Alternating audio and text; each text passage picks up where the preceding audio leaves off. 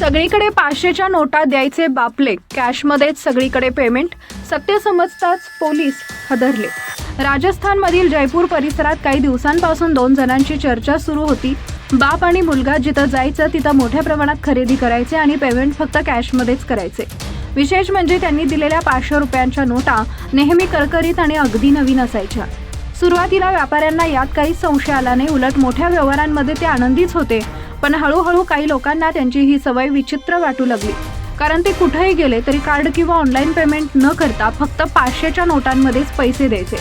काही दिवसांनी हे बापले ग्रामीण भागात गेले आणि तिथं त्यांनी तब्बल 82 शेळ्या खरेदी केल्या. त्यानंतर रेशन आणि इतर सामानही मोठ्या प्रमाणात घेतलं.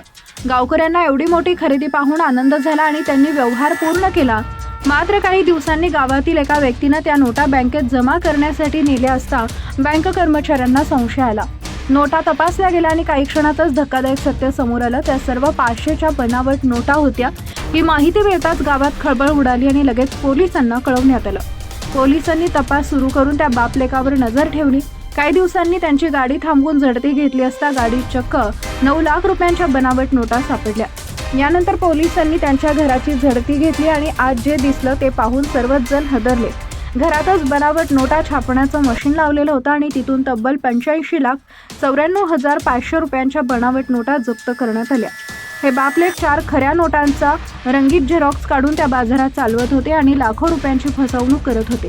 सध्या पोलिसांनी या दोघांना अटक केली असून या घटनेनं राजस्थानसह संपूर्ण देश हादरलाय.